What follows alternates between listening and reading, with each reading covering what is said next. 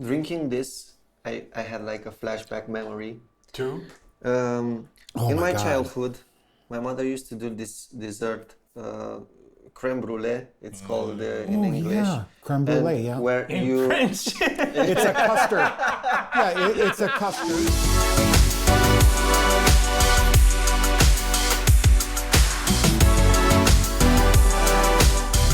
Salutare Craft Bros și bine ați venit la un nou episod din Nefiltrat podcast. Adevărat. Episodul pe care voi urmează să-l vedeți va fi în engleză, so we will switch to English right now because we have a very special guest with us. He comes all the way from the United States of America. He's an entrepreneur. He's in love with Romania and our beers especially. Yeah. He cooks terrific food and his name is Jeff Erickson. Jeff, welcome to the show. Hey, thank you so much. Thank you. Thank you as Thanks well. for inviting me. I'm honored. We discovered that 4th of July was right around the corner. Correct. And we're like, what could we do this year? And it's like, wait, this year we actually have a podcast going on, and why not do a special episode with an American that lives here? It's an expat. An expat, as you could say. And he's one of our favorites. Yeah. And so Where do we know Jeff from? Because that's why we have what we have in front of us, And right? craft beer. this is not from Taz. So we have some special American dishes made by Jeff for us. Yeah. So what do we have here, Jeff? We have our brand new chicken sandwich Okay. Yeah. and our famous Oklahoma onion burger. That's become very popular. And in the tin foil, And these are corn dogs. corn dogs. And this is all because Jeff has a food place. How would you call it? A caravan, Yeah, right? except without tires or wheels. Except without tires. because nobody's tired there. But basically, if you go to Hop Hooligan's tap room here in Bucharest, you will see Jeff's food place with traditional American burgers and caravan food, right? Yeah, like it would be more like carnival food. Carnival food, correct. Like if you went to the state fair in any state like Texas, Minnesota, Iowa, Wisconsin, a lot of states have a state fair, and this is what you would find, basically things on a stick or specialty items, things that you wouldn't maybe normally get at a restaurant. Yeah. Okay, that nice. sounds great. Nice. For all of you watching, we are at Berero's place. Yeah. And Berero is also the sponsor of the episode, giving us some amazing Romanian beers. Craft beers, yeah. And if you stay for a while with us, you'll have the chance to see us tasting some special American beers brought all the way from Minnesota, right? Correct. Yeah, so we had the chance to try a few beers that Jeff brought from the States back here, but he saved two of them for this episode, so we can't wait to try them out. And also, it's kind of like the same thing with this episode. Yeah. We still have some proposals, for some beer proposals from myself So and from I Liviu. picked two, you picked two, right? But the winner will be everybody in this room tonight. So Correct. I can wait. So should we get the first two out? Yeah, please. All right. So the rule is you have to choose one of the coasters. Okay. Which one will be for me and which one will be for Liviu. Okay. So that we will know which beer is in which glass. Okay. Yeah, so I chose this beer from Anagram. It's their California Common. Okay. And I have the 1-2 Brewery 30 Cashmere Azaka Neipa, New England IPA. Very nice. Yes. So, while we crack them open, Jeff, what brings you to the land of Dracula? Said everybody interviewing the foreigner. Yeah. Originally, it started 18 years ago. I met a woman from Iași and married her. And so that started my journey to Romania, and a few times. She actually did immigrate with her son to the United States All right. for a while, but then ran into visa issues when she tried to visit home and return. Very unfortunate, but it basically ended our relationship, and we haven't really seen each other for 15 years. All right. But anyway, it kind of so maybe 4 or 5 years went by or 3 or 4 years went by, and I didn't come here. All right. But it was always in the back of my mind, I'd like to visit again and explore on my own. So I did. I started coming back here whenever I had time. Always back to Bucharest? Yes. Or Bucharest and Iași? Just Bucharest. Just Bucharest. All right. And then 2 or 3 times a year for the last 12 years, maybe 13 years, I would come here and spend 2 or 3 weeks at a time. Okay. And always had the time of my life. And the more I came, the more I felt at home, the more I made friends, the more I loved it here, the more I loved the food and the scenery and the mountains and the seaside. I just loved everything about it, and especially though the craft beer. I mean, the craft beer also too. I knew I could come here and get good craft beer, good food. That's a pretty high compliment, like coming from a country who's already like deep into craft beer in the last 40 years plus, yeah, something right? like that, right? Yeah, you know, but it didn't take you guys long to catch up. I mean, I would say that some of the beers here are better than, or at least as good as anything I drink back home. And when I share the beer from here back in Minnesota, they all say the same. They say, "Oh my God, this is so good. You know, we love this beer. Yeah, bring us back some more. Just keep bringing it." That's really cool. Yeah. But that's kind of like how we met you, because I remember we had the channel about mostly about beers, right? So the main channel. And one day I think you told me, Yeah.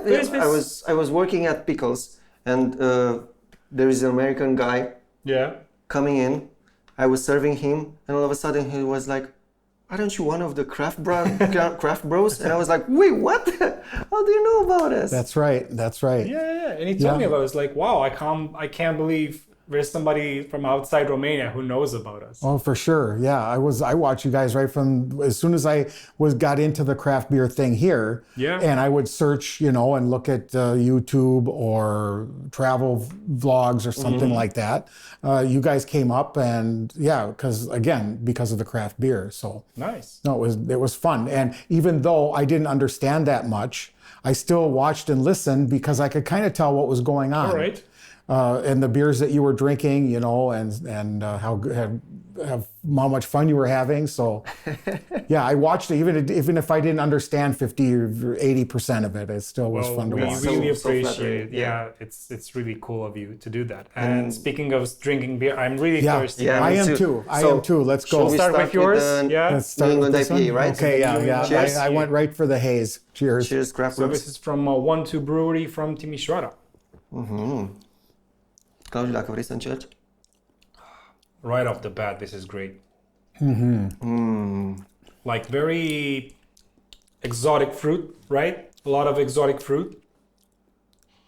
I would say, tropical, pineapple, some mango. This is great. This is when I drink beer like this, I like to use the word crushable. Crushable. What does that mean? Crushable. It just means something that you could just really drink a lot of it in a short period of time. Okay. Of time. Nice.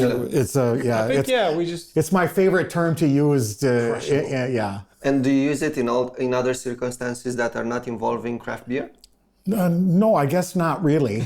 Because it's kind of one of those terms that has gotten to be used or even overused in the craft beers drinking circles. All right. In America. Okay. There are all kinds of words. There's a whole glossary of terms when it comes to drinking beer. So maybe I'll throw out a couple of them tonight. Yeah, please do, when because it's a great opportunity for us to explore. So. For this particular beer, what would you say out of the 3 dishes you brought, which one would pair best? Oh, the burger. The burger, the regular burger. The regular burger. Would you like to find out? Yeah, sure. But I was thinking right as we spoke that we don't have like a knife to cut the Should burgers, how do Americans eat burger traditionally, Jeff? Do they use the knife and fork? Never seen it. I think he solved our problem. Yeah. I've never seen it, so I don't know. And here to illustrate the term, Right. I already crushed it. That's kind of crushed. I crushed it. I'm That's a sorry. crushed beer it was right great. there. It was a great beer, and it was very crushable. Craft beer can also be crashed beer. Yes. All right. Let's not go crazy now. Let's we got not a lot go of beer. crazy. Right? Yeah, Thank you. there's still some beers on the way. So would you like to? Yes, I would like to. Here's yours, Oh my God. and here's mine. This is like the first thing I tried from your food place, and I gotta say it's a really good burger. Probably the best in Bucharest. We get a lot of compliments on that, and we get all the time people saying it's one of their favorite ones. Or Would you say it's the best seller? I don't know. Okay. I would say it's 50-50 between the corn dogs and the burgers. It just depends. Some nights are different than others. Some nights it's 50-50. Some nights it's burger night. Sometimes it's corn dog night. Do you think that the corn dog still has the novelty effect amongst the people coming to the venue? Yes, we still have people come to the window and say, I've never had a corn dog. I've always wanted to try one. I've seen them on your American movies and TV. I really want to try one. And they always say they love it. They always think, oh, this is really good. It's everything I expect. We even have, we have from all like, oh, okay, up to people saying, things like, thanks for making my American dream come true. Oh my God, that's so good. So it's when I hear things like that, it's like, this is why I'm doing it. This is the whole reason to do it. This is why I love doing it. So This is just amazing. By the way, thank you. I love your burger. Claudio? It's a simple burger. It's a simple style of burger. What does that mean? It's simple in that it doesn't have 8 ingredients or 8 toppings. It basically is cheese, onions, ketchup, and mustard. That's it. And the meat? And the meat is a special blend that I had a hard time finding a butcher or macelletti, how you say here. Macelleria, that's how we call it here. Yes. Butcher shop, yeah. It took me a long time, but I found a guy that made it to my specifications. So you have a recipe for the meat, right? Yes. Okay. And people notice that. They notice the texture, they notice the flavor, they notice how juicy it is. It's a really good, it's a juicy burger. Yeah. That's important, right? Exactly. And it's important not to always have to pick out pieces of parts that you can't chew or eat or that get caught, you know what I mean? So Nice. having that combination of flavor, fat, and everything, it makes a huge difference, especially when you have just the simple ingredients, the cheese, the caramelized onion, and the brioche bun. The brioche bun is a soft, bready, eggy bread. Okay. That is so soft, and it just holds everything together. So listening you talk about food, Yeah. there has to be like a history regarding the making of the food. Do you have any experience doing this, or was it just a side project, a passion project that... Yeah, so my first ever official job when I was in high school was I worked at a supper club. A supper club. A supper club. A supper club is like a fine dining restaurant that has like steaks and shrimp and chicken, and it's a supper club. It's I don't know how to describe it. Is it the kind of place where families go to? Yes. Yeah. Yep, definitely. And parties go to it and stuff like that. The kind of place that has maybe they have nice tablecloths, you know what I mean, and linen napkins and nice silverware, and a lot of times a salad bar. Okay. All right. Something like that. And but they're known for like steaks and shrimp and chicken and all of the menu items. But and it was in a ski resort. That was the other thing. It was a supper club in a ski resort. And it was very popular and it was very busy. And I started off as a dishwasher, worked my way up to cook. This is how I kind of, and then my grandparents and parents were really great cooks. So I was always like a foodie from a young age. All right. And then as my life went on, I didn't pursue that as a career, but later on, for the fun of it, I would work in restaurants on nights and weekends. Okay. Away from Just my out other... of passion, or? Yes, yeah, because Okay. I just wanted to try it. I just wanted to try it out. I liked it when I was in high school. I thought I would try it, and I loved doing it. I worked at a couple restaurants. The last being about 10 or 12 years ago. I worked in an Irish pub for 3 years. Here in Europe? In Or Bemidji, Minnesota. in Minnesota? Yeah, in Minnesota. I worked Is at. it because there's a lot of Irish people there, or just? Yeah, there is. There is, but I mean, Irish pubs seem to be in every town, right? Even Yeah, in Bucharest, it does. there's Irish. And there was 2 of them in Bemidji, and this is a really tiny town, small town. I think there's like an Irish pub in Brăila and Constanța, right? Yeah, Like yeah. yeah. So basically, it's an entire phenomenon, right? Yeah. But I've never seen an Irish town. like the Chinatown, you know? Okay. So like a neighborhood, right? Yeah. Right. But no, so this is how. And then all my career or all my life, I was thinking, if I ever had a restaurant, it's kind of like a dream a lot of people have that are foodies, I think. Like, Alright. if I owned a restaurant, I would do this. This would be what I would like to do. And, and that kind of changes as the years go on. Like at one point, I thought barbecue. At one point, and really kind of what I would love to do, but it's really not a thing here. Okay. And that is called short order breakfast. What is it? In America, there's short order breakfast diners that open at 6 a.m. And close at like noon, and all they serve is breakfast during that 6 hours. It's just pancakes, eggs, hash browns, toast, bacon, sausage, omelets. Yeah. It's just breakfast from 6 to 12. Is it the same place where they bring you coffee? Yes. Or every time you ask for it, they bring it like the same? You don't even have to ask. They just come around with the coffee. Yeah. It's you for $1.50. You get all the coffee you can drink. Okay. And but yeah, you get all this American breakfast food from 6 a.m. And a lot of people like to go and eat before they go to work at 8. Yeah. And so it's a thing. And you can get what short order means is everything is either pre-prepared or they can make it within minutes. Nobody waits more than 5 minutes for their breakfast. That's great. Oh, wow. Maximum. So you can literally get in and out of there and pay for in 20 minutes. You can get your food or get your food and eat in 20 minutes and be gone. So that's a lot of traffic to go through. Exactly. They go through a lot of eggs. And these places still exist. It's kind of fun. As a matter of fact, when I was back to Minnesota last month, I went to a place like that twice because it's so good and it's so fun and it's so original. And this place is over 50 years old. This is one of Mom and pop shops. Yes, exactly. So yeah, thinking about it, I've never seen one in Romania. I'm curious about this one too now. Have you ever tried it? No, I have not. And I've tried a lot from Anagram, but I have not tried this one. I think it's one of our first beers. So for those of you who don't know, Anagram is a brewery where the main brewer is also American. Yeah.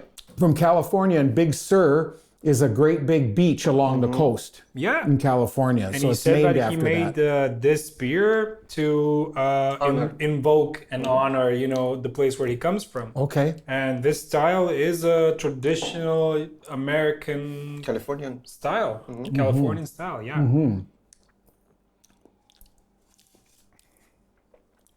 You can feel the malt. I love the yeast and the breadiness. Yeah, I like that. A tad smoky. Yeah. A little bit. Yeah, I guess that or roasted. Maybe roasted. Not so much maybe affumat, but but roasted. From what I remember, California Common was a style which was usually called steam beer. They would steam. Yes, it's called that. It's still called that in America. Steam but beer. only if it's made by steam brewery, right? From what I know. Yeah, but it's a style. It's also a style. Yeah. So yeah, that's. I can't believe I haven't tried this yet. This is. Me neither. It's like one of their original recipes. Yeah. The first, among the first. Among the first. Yeah. But it's like really original. Like they're the only brewery in Romania who make this style of beer. Right. And we are so glad that we had the opportunity to give you some beers that you've never tasted before. So yeah, this is great. Yeah, I think all of them on your lineup tonight I haven't tried yet, and even the ones I brought I haven't tried yet. So I'm Even really better. looking. Yeah, Even better. So usually the guys watching, you can order the beers that we are having on screen from Berero, but today the 6-pack will not be complete because we have 2 special beers from the United States, but you can still order the rest from Berero. So Exactly. you can enjoy them while watching us. or pick 2 of your own, right? Is that how they do it? Or You can kind of pick your own. exactly, yeah. So buy as many as you want. Like buy more than 6 anyway. 7. 7. Be crazy. Be crazy. Yeah. Go the extra mile. So, what was the biggest cultural shock when you first arrived in Romania as an American? Oh, boy, that was so long ago. I guess the first thing and to be honest with you, it kind of hit me right away. Something was, I remember the first 10 minutes I was here in the taxi from the airport to the center where I stayed. And right away, right just outside the airport, were little children. All right. Little children asking for bread. Okay. Oh, okay. And I was like, wow, like, you know what I mean? It has an impact. It had an immediate impact on me. This was one of the first things, and then I saw that as the more time I spent, I saw this and stuff like that. It wasn't from where I come from. I'm not used to seeing that from where I come from. No, it exists in America. Yeah.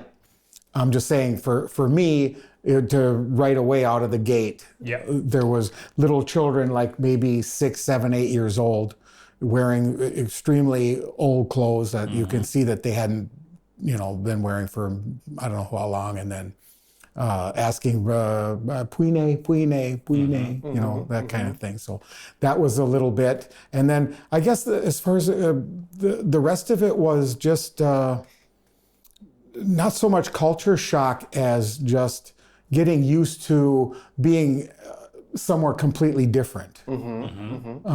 Even you can have culture shock in America just by going to, like, the first time you go to Las Vegas, for instance. Las Vegas is a whole new, like a whole different country, right? So coming here, it was the I guess the age of it. Being I was a history major in college, and so the history, knowing you can feel the history here. You know what I mean? It's your city is hundreds and hundreds of years old. Our country is like 5 minutes old. But prior to coming to Romania, did you know stuff about Bucharest or the country or? Not much. I think like all Americans, we knew about. Well, not even all Americans, but as somebody who followed sports and Olympic sports, I was a teenager when Nadia Comaneci was famous around the whole world. I think that for me, and then also too watching tennis, Ivan Lendl, or no, not Ivan, Elina Stasi. So I knew about from the sports perspective, and I think. I mean, everybody knows. So a lot of people in America know where Transylvania is, but maybe doesn't know where Transylvania is in Romania. It's like a separate thing. But they know Dracula is from Romania, and sometimes it's funny that people think that is actually a real thing. Oh my God, they have vampires. Yeah, they have exactly. Why do you go there? Aren't you afraid of vampires and stuff? Here, have some garlic. Exactly. Did you bring your garlic with you? It's dangerous. So no, it's funny. I guess I didn't know that much, and so when I came here the first time, second time, third time, the more I learned, the more I wanted to learn more. This was for me so fascinating because it was so different. exotic. I'd use the word exotic compared to where I'm from. Yeah. It was completely different. Language, culture when it came to, a lot of things. How the service industry worked, how transportation worked, how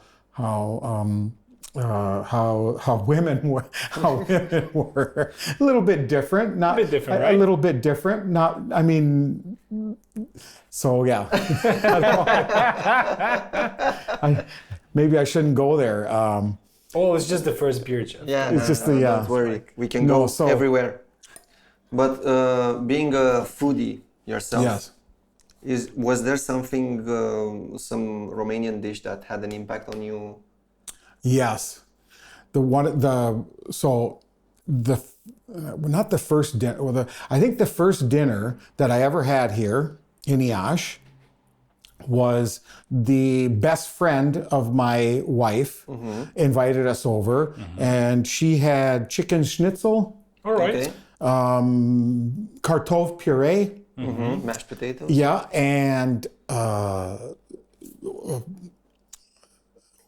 pepene murator. So Pickled watermelon. And I had never had that before. But to have these things so nicely prepared and I felt this was traditional and everything like that, and that was really good, and I'll never forget that, the first meal. But then after that, it was like the next time we went to her family in the countryside. Yeah. Sarmale, right? Of course. Sarmale. You have to have sarmale, right? Sarmale. Oh yeah. I mean, that is still maybe if you know how everybody poses the question, what's your last meal? Probably sarmale is in the top two. Really? Of things that I would, sarmale. Interesting. And the cabbage ones, right? Yeah, the cabbage ones. The cabbage ones with the pork. Yeah. Pork and the sour cream. You gotta have sour cream. Oh, I can't eat sarmale without And also sour with polenta, right? Yeah. Now, I'm not a big fan of polenta, but if it's served, I eat it. But I don't make it myself at home. Okay. I'm not a big fan of it at home. But if somebody serves it, I'll eat it. And especially if you put a lot of like cheese in it or something like that. Some butter, things like that. It makes it better. So, but yeah, sarmale. And then of course now, the grilled meat. There was also grilled meat at this. Gratar. Gratar. Well, of course. There was grilled meat, but they not at this particular one. They did not have meat. This didn't come until later. I don't think I had meat until my second. Yes, I posted that. This is something you posted. So we noticed that you really like meat, right? I was there today. I had meat and beer at Obor today.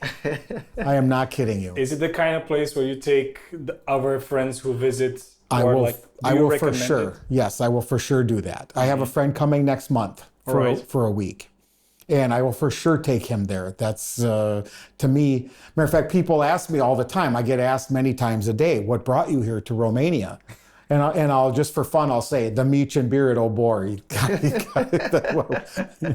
That's a good reason. That's as good as any. You get a good chuckle out of it. So you managed to experience what it's like to have like Romanian traditions and celebration here. Yes. So leaning into the subject of today's episode, what do you find most attractive to a Romanian versus an American celebration like the 4th of July and a counterpart for Romania? And are there any similarities between them? Yeah, I say the similarities are people grill there too. Yeah. I just don't think that it doesn't seem to be, you do more of it here. All right. Where we have certain holidays like 3 or 4 times of the summer. Now, that doesn't mean that people don't grill all the time at home. But we may only have 2 or 3 days of the year where that's what you kind of do. That's what you do on that day. That you would do that. You would do that on that day, like the 4th of July, Memorial Day. Yeah. Another one might be like Labor Day. Okay. things like that. And you have those days here. I'm finding out that Labor Day, yeah, we have it. You have a Labor Day, and Memorial Day. I don't know if you have that. It's kind of a day where you celebrate the people that served in the military. No, we don't have that. Yeah, okay. We have something of that importance, but it's not the same as yours. Yeah. Right. You have like December 1st, like right? the Fallen Heroes Day. Oh, okay. Yeah. But here I noticed that people, it's very important. Like almost every weekend, there's somebody having a big party and having grilled meat. Yeah. Of some sort. We like our grill. Definitely. Yeah, we are very fond of it. Yeah. And to me, there's nothing better than the smell of charred animal flesh. to put it primal. If you're vegetarian and you're watching this, what's sorry, not sorry. Yeah, it's like you can't beat that smell. Yeah, and it goes good with beer. That's the thing. These things go good with beer. Of course. And the other thing too that I found fascinating and was that, and right from the get-go, especially at this one of the first neighborhood, or like village party. The village kind of came to welcome me. Okay. And when you first arrived. When I first arrived in Iași. This small village came to welcome me to their village, and they brought things like vișinată, palinka, and things like that. So traditional Romanian liquor. Exactly. Yeah. So I knew that it had been happening here for centuries, that you guys are probably some of the best at fermenting, distilling and fermenting and things like that, alcohol. And I found that. So I can see why, when going back to craft beer, it didn't take long to figure that out, right? Because you already had the experience and the culture of doing this. It's just a matter of now you're doing it with different ingredients. Well, we do have to give credit to American breweries who somehow started this revolution here as well. Okay. Like, being a fan, when I researched more about this phenomenon, I found out that, okay, maybe good beer started in Europe, but then it got worse. And when the Americans started making craft beer, Europeans were like hitting their pride, Right. I was like, we can't let these guys make better beer than we do. So that's how Europe started making good beer again, and Out of spite, as most good things are made in this world, And of course, we had the luck of finding good American beer on our shelves as well. And as you can see, we did a pretty decent job, right? Exactly. Yeah. Exactly. So I remember being young. I wasn't really a beer drinker when I was young. I didn't drink the normal stuff in America, but I remember that the premium beer, that the real beer drinkers were drinking, before craft beer was beer from the Czech Republic, like the Pilsner and the original Budweiser, the lager and things like that from and Germany. And Germany, and Germany, and then maybe Belgium and stuff like that. And there were always some of the best pubs would have imported beer like that in bottles from Belgium, Germany, Czech Republic, things like that. Even Scotland and the UK had a few that they imported. And so if you were back in the 80s or 90s drinking imported beer or something like that, you were considered a beer snob. Or a hipster. Or a hipster. Yeah. Or a hipster before it was cool. Before it was cool. But and now, it's come kind of backwards, right? It's like now it's, you're sending back even like 10. Now there's nothing wrong with those beers, but a lot has changed since the German beer law. Since the purity law. Since the purity law, because I know that a lot of the beers that are the normal beers here, like that you find on tap at the regular restaurants or stuff like that, the Ursus, and these are all good beers, but I mean they're the simple beers that the regular guy drinks with his meat. And I tell you what, the beer at Obor, I don't know what it is. It doesn't matter to me. It's the perfect match. It's the perfect match. Yeah. I mean, I don't even think you would drink craft beer with meat, would you? I don't even know. It will still be a very normal lager, you know? Yeah. Like a simple, clean, crisp lager. Exactly.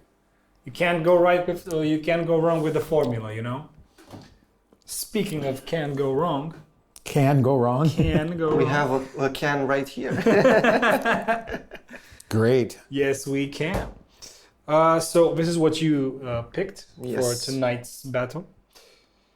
Please. So I have one from Libertate Brewing from Timișoara. It's called Nadir. It's a double dry hopped triple IPA. All right. Crazy, right? All right. And I've heard that you might really enjoy this one. So we went back to the original days of the first days of craft beer in Romania. Imperial Fuck from Ground Zero. My first craft beer. That was my first Romanian craft beer. This is your first? That was my first Romanian craft beer. What a coincidence. Yep. Whatever it was, 8 years ago now or whatever. Yeah. What did you think about the name? Because maybe we can use this name here in Romania. I don't think there's any law against it. But right. You couldn't put this name on a label in the States, right? That was my first thought. What did these guys do? Was that it was a novelty for me because of the name, but then when you drink the beer, then it's more than just the name. Yeah. To me, it's one of the best Imperial IPAs. To this day, it's one of my favorite. Same. And no worries. Just a fan. It's just a fan. That's what fans. That's what fans do. Yeah, they fall over. But for us. For us, yeah. But yeah, this brings back so many memories because it became then after I had that and I liked it so much. And actually, I made many posts like this on Instagram. If you go way back, I think early into my Instagram from when I first opened the account or something 8 years ago or whatever it was, 9 years ago, I posted that with I think it might have been with a Kovri dog or something like that. That's an interesting mix. Yeah. So, but yeah, I remember that fondly. Yeah, this is cheers. Cheers to that. Cheers. I gotta go right in. It's been a while since I've had one actually.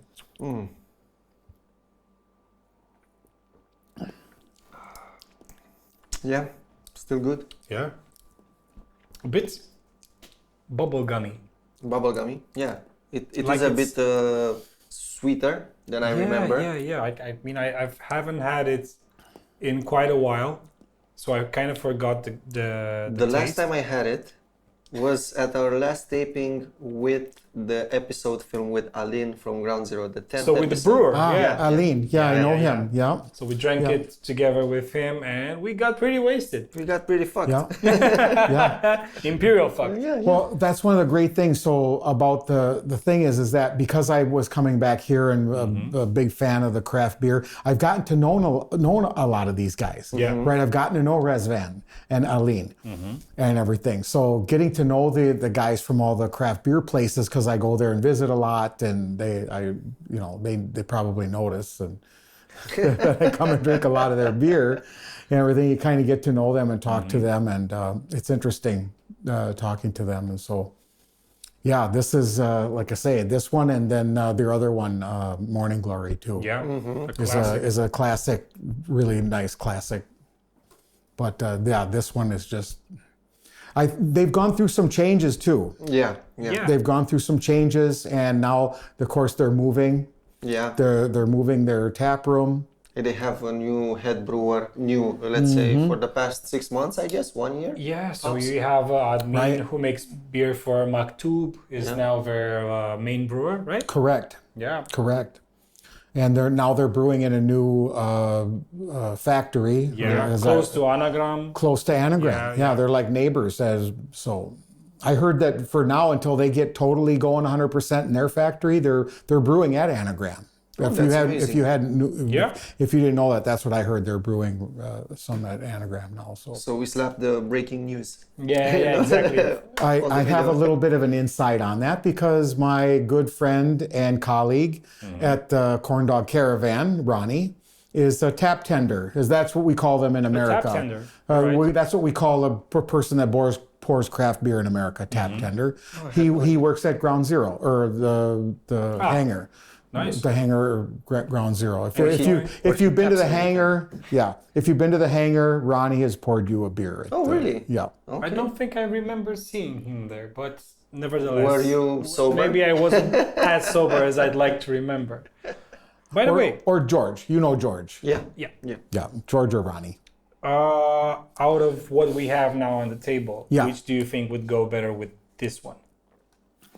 Oh, the chicken? The chicken would be... Because this is like a bold one. This is like a pretty rich beer. I'm going to try this one now. This one is... Yeah, let's try both of them. I love this one already. Just the smell. Yeah. What was the name of this one? Nadir. Nadir. Yeah. Nadir. That's crazy. This might be too much for the chicken. All right. So I would guess I would lean this way with the chicken, but this is and maybe you have this word here. Maybe the Nadir? No, it's the term, the crushable. No, not like crushable. Yeah. It's dank. Dank. It's used for these types of beers. It's used. Right? The word is used for this type of beer, like yeasty ones. Very hoppy. Like you almost need to eat it with a spoon. There's so much hops. I like both of them really well. Yeah. See, I like this is when I go out and I have a couple of beers, then I have a couple of these. And then, but if I go out and want to stay long for the night, I try to drink something less, lighter, right? Yeah. Something lighter. Because this one is like 10%. Yes. It's a heavy hitter. Yeah, so yours is 10% and this is what, 9? 7.9 or something, or 8? 9%. Oh, it is 9. 9%. Yeah, that's right. I forgot. It's an imperial, so yeah. So yeah. We gotta try I will this. have one. Yeah. Yeah, go for that. By the way, so the chicken sandwich, or do you call it a burger or a sandwich, this one? In America, it's called chicken sandwich. All right. I noticed that, like in Europe, I think people call it chicken burger. Because of the buns. Yeah? Because of the bun. So, but in America, it's just called chicken sandwich. This is pretty new, right? You just added it to the menu. We just added it. It's on the special board, but we're going to be adding it permanently because we thought people would want like a chicken burger. There's people that don't eat beef but eat chicken. Also, too, it gives a little bit more variety to the menu. I agree. So it's the same process. It's the same deep fried chicken, only it's a whole chicken breast. It's not just the chicken muscle that we put on the stick that we normally serve, the chicken on a stick. This is the breast of the chicken, and it's in the same beer batter. And we get a lot of compliments on how do you get it so crunchy? It's crunchy and it's tender. It's crunchy and it's tender, and it's because this beer batter, it holds the moistness juices. And the juices. It holds it in and gives it a nice crisp crust, and then we put a what we call coleslaw in America, or slaw, but ours has in it cabbage, apple, which is a little bit different, carrot, and green onion. So this is just great. Barza, mere, morkov, chapa verde. Nice. I know all the food words. I can, if we were to just talk about food, I could almost speak Romanian. And because you go to the market, you get the... I spend a lot of time at the piazzas and the markets, and I have all this time, all these years. I spend a lot of time. I've been to every one in the city. When I was a tourist here, I would go to all of the piazzas. I would take like the subway or the bus to a neighborhood and just get out and explore. That's the best way to know a new city. Exactly. So, compared to the States, are there more markets like? Do we have more markets like these ones compared to the ones back in the States? It's not. It's your part of your culture here. Mm-hmm. It's not there. It's something that we have farmers markets. Exactly, they're called farmers markets. Yeah. We have them, but they're not. They're not everywhere. Mm-hmm. You might only find one per city. And there isn't a whole lot of variety like you have here. Here you can find anything you want. At Obor, like for instance, when I was there today, you can anything you want. Do you like to negotiate? Oh, I've never negotiated. I've never negotiated here. I've only said like something like when I was buying apples, for instance. Yeah, okay. And I said I wanted 3 kilograms or 3 kilograms. I try to speak Romanian when it comes to the money and the food at Obor, and the person usually that I'm sure that they've been there for years, right? These people have been they have their booth because they're what do you call it? They would call it a booth in America, but yeah, tarabă it's called. Okay, in Romanian. Okay, and they've been there for many, many years. And I would say something like, this one is really good. Can you put in a couple extra like this or something like that? So if that's negotiating, I might get a couple like extra apples.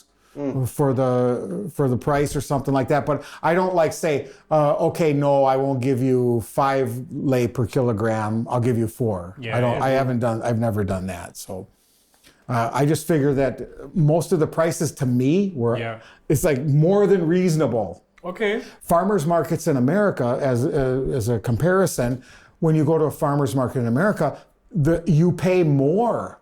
So they do for the fruits and vegetables. Yeah. You pay more than if you were to just go to the grocery store. Whereas here you would pay less than the supermarket. Then you pay less here. Yeah. Yeah, it's and you opposite get better there. Products, yeah. But you do get better products there, but it's more expensive, which is kind of it shouldn't be that way. Right? It shouldn't be that way, but yeah, what do you do? What are you gonna do? So, if you don't mind, Oh yeah. This one. I like that. Yeah. If I ever find that again, I'll buy a couple for my refrigerator at home. At Berero. At Berero. Aici, da. It is a really nice work of art. I like it. Look at how small the bubbles are. This has everything. It has the haze. It has a Berera. Bereta. Bereta, yes. Bereta. They know how to brew some neipas and double dry hop. They do. That's their specialty. So that was a thing that I learned early on. Was there's like five original ones. They're one of the 5 original.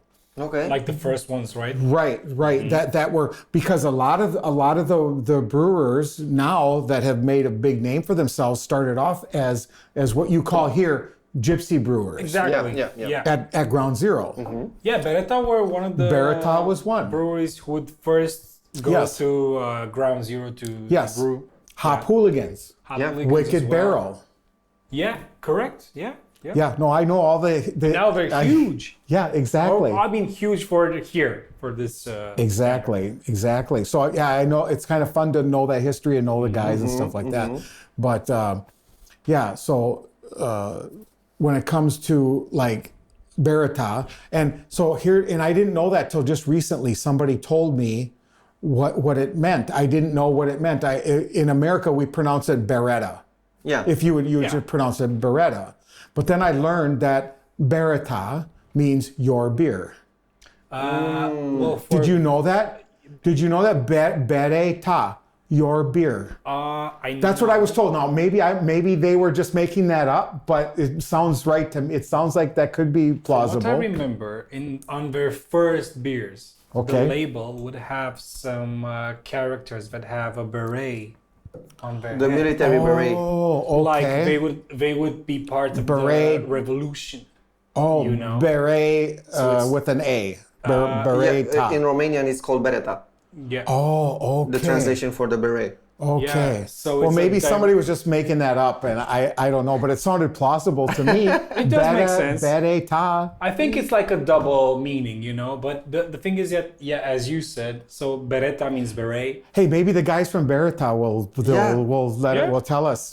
Maybe it started off that way, but you could make it Maybe both. we should go to Timișoara and try all their beers and ask them themselves. I would love to go to Timișoara. I've never been. Me neither. But where have you been until now? So you've been Oh yeah, I've here been and there, through, right? yeah, Iași, all the towns in between, Brajov, Castle Brand, of course. Brand. Because I did a lot of the tourist stuff. I had to go do some of the Of tourist course. stuff, right, when First I was and foremost, coming. do the tourist stuff. and I've been up and down the seaside coast. have you been to Constanța? I've been, Constanța. Yeah, I've been to all along the coast except one place, Vama Veche. Vama Veche. I have not been to Vama Veche yet, but I've been to every other beach along up and down the coast except for Nice. Vama Veche. So Well, it's too late now. It's shitty now. No. it's not too late. It's never too late. Everybody enjoys it differently, so you have to go it and experience it yourself. Yeah. It's not too late. Plus, I know some of the bartenders at Right. some of the clubs there, like Expirat, and Oh, some nice. of the clubs there. I know the bartenders that work here and then go there and work there in the summer. So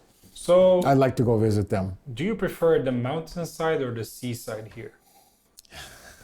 I have another question regarding the seaside. Go ahead. Speedos or bathing shorts? For Trunks? me, Yeah. bathing shorts. I'm not that confident. I But don't have that. Speedos were a thing in the 19th and maybe early 2000s, but now nobody wears Speedos anymore, not know- even in Europe. Maybe if I was like in America, when I was American Jeff, I would just do like regular bathing. But when I was coming here, all of my tourist years, I would do things I didn't do. I would go out of my comfort zone. I might wear a Speedo just because Others were wearing Speedos. because nobody knows who I am. I'm not right. I'm in a foreign country. Nobody knows who I am. I can do whatever I want, say whatever I want. So I could have wore a Speedo back then, Okay. but now I live here, so no. Okay, so coming back to your question, Liviu. Yeah, like Mountainside or seaside? here at least. I mean, not in general, like in Romania. For me, I'm not such as much as I come from a place that has 10,000 lakes. We have a lot of water. We have a billion beaches. I'm more of a woodsy mountain guy. Okay. Have you been a Boy Scout? Yes, I was. I have all of my medals Badges? and badges, and yeah, for sure. Okay. Nice. I was that. Yeah, I did that. So you know your way around the bushcraft. Well. See, I lived in the North Woods of Minnesota for the last but before I moved here. Even though I'm from Minneapolis, the big city, I lived the last 30 years in the forest of northern Minnesota. Okay. Okay. So I was living in the middle of nowhere, burning wood for heat. Suffering through minus 40 Celsius temperatures, 3 meters of snow, that kind of thing.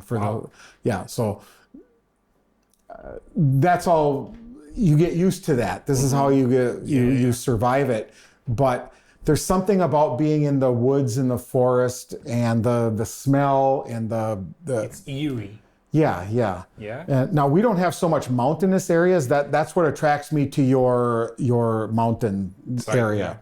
So when I go to Sanaya or Brajov, I really enjoy it because it's partially like at home with the trees and the nature and the wide open spaces, and then also too then you have the bonus of the majestic mountains, which we didn't have in Minnesota and you have here. So that was one of the things when I went skiing in Poiana Brajov. It was so amazing to be able to go up above the clouds in the gondola. You go above the clouds, and then you ski down below the clouds before you can even start taking pictures, right? Because who wants to see pictures of the tops of the clouds? So, no, I love the mountains here. But you know what? If somebody says, hey, you want to come with us to the beach and go and hang out at the beach, I'll go with that. That's fine. Nice. Well, speaking of coming from places where you would find like minus 40 degrees Celsius, how do you cope with the heat of the summer in Bucharest? Do you cope with it? Do you have something? I embrace it. I love it. Yeah? Yeah. So like I was saying before, when I was coming here in my tourist days, I had the whole month of August off. All right. From my job in America. And so I would come here for 3 weeks every August, which is your hottest. It's what, 38, 40 degrees almost every day. It's hell. Right. And I was coming here during that time, and it's like, it only took 1 or 2 days. And I was... Yeah, exactly. But then if you look at it this way, when you're a tourist, and you're going out to the clubs at night, you're kind of living a nightlife. Yeah. And it's not bad at night. Yeah. It's quite decent. It's not bad at night. It's manageable. So I wasn't out that much during the day when it was hot, but even if I got up at 8 in the morning and I spent the day at Herrestrow Park or Parkul Ior or Carl Park, it didn't bother me. The heat didn't bother me. I was like, so what? Just go home, take a shower, go to the club. Yeah. So I embraced the heat. I got used to it. It doesn't bother me. I'd rather be hot than near death cold. So are you still going to the club? Do you have like party nights?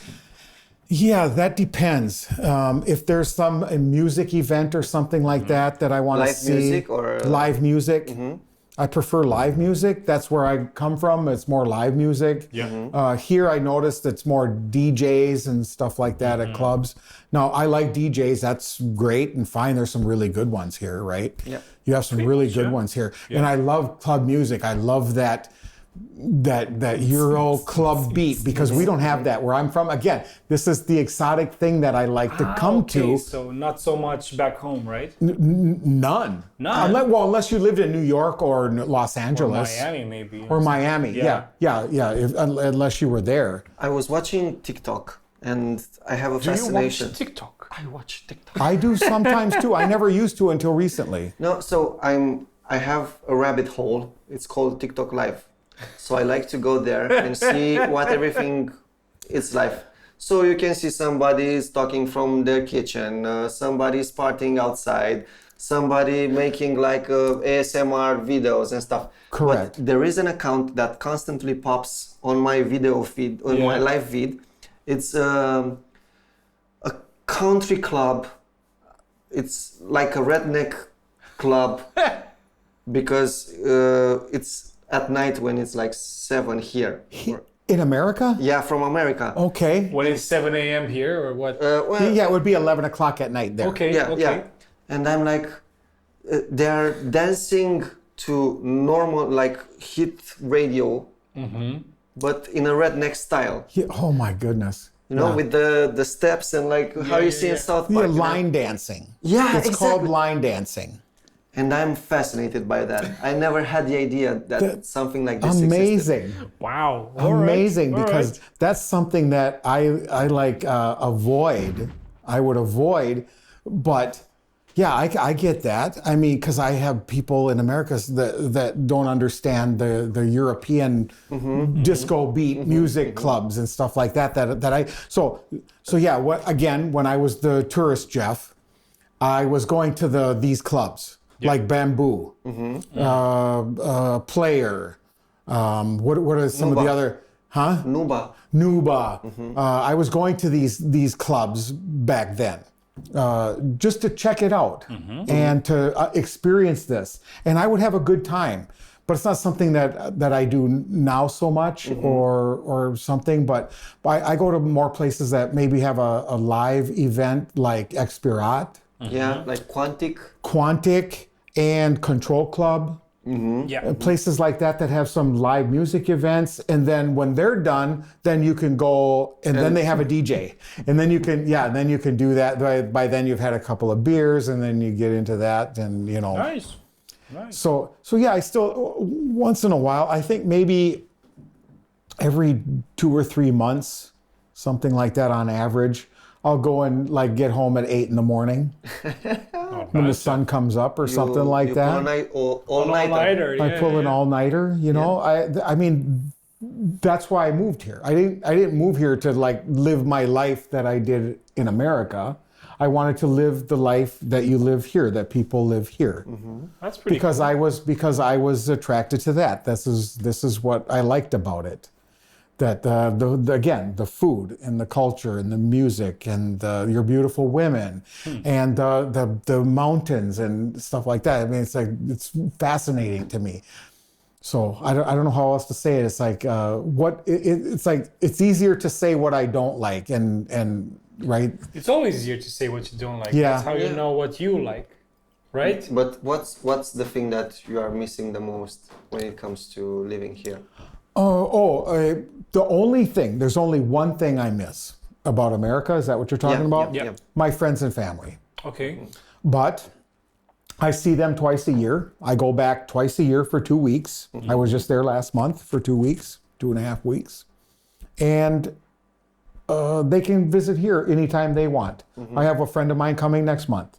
So I still see them almost as much, maybe not quite as much, but almost as much as I'd see them if I was there. And so.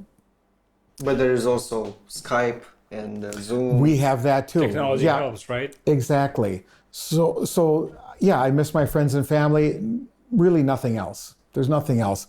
As a matter of fact, I remember usually by the end of my 2 weeks that I stay there, by the last couple of days I'm there, it's like, I just want to get home. Oh. I just want to get home. So again, it's my friends and family. Other than that, this is my home now. Cool. So you've been there recently and you brought something with you. Shall we? Correct. Shall we? Correct. Shall we? I've been waiting for this for a long time. Me too, because this is my favorite brewery in Minnesota. And how are they called? They're called Backchannel. Backchannel Brewing. Backchannel Brewery. They are on a lake called Lake Minnetonka. It's in a little so big cities there have little tiny suburbs like you do here, right? You have little like Bragadiru. Colentina, Titan. You know what I mean? You have your little names for your neighborhoods.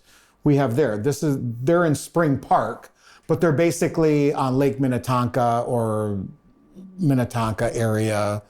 But yeah, So these please. guys are special. They're Before special. anything else, should we eat the corn dog and then get to dessert? Is this something that would make sense? He's the foodie. What would you say, Jeff? Yeah, so here's the thing. If we're gonna drink, these are both of these beers are 15%. These are imperial stout, and so maybe after you drink one or two, maybe then you might be hungry for something to eat. It might make sense because you've already had something to eat. Yeah. So you're not going to be you're not going to be drinking this on an empty stomach. Yeah, I agree. We're good to go. So you'd probably be good to go to eat that, and then maybe eat these later because they're just corn dog. It's just hot dog and corn batter. Okay. So No, But it's good. but they're good. Of course, they're great. But it's more of a snack. Can we? Păi nu, de ce nu pe acolo? What do you call it? Păi frigidă. a food to eat after you drink. A food to eat So after you drink. we will have to ask you to present the beers because Okay, you know sure. a lot more about the brewery and the beers. And we have an opener as well. Okay, Which so one should we start with? I think we should start with this one With the because I'm most curious about this one. I always like the last the last, but both of them I am, but this one is an imperial stout with coconut, Okay. Cocos, Yep. cocos, migdale, almonds, all right. and- cacao, Okay. or chocolate. Perfect. This is called coconut. These guys just really, you when you tried the beer I brought before, Yeah. a barrel aged beer called Popeye, unbelievable, right? Oh my God, was amazing. It- Best one, one. one of the best beers I've ever had. Mine also. And so, Which one would you? Ia pe oh, okay, negru, this ca să știm că e mereu. Yep. Claudiu, dăm și mie cartonașele alea galbene, te rog, din... Nu, doar cartonașele. also too, I like any beer that has in the name something to do with science or the cosmos.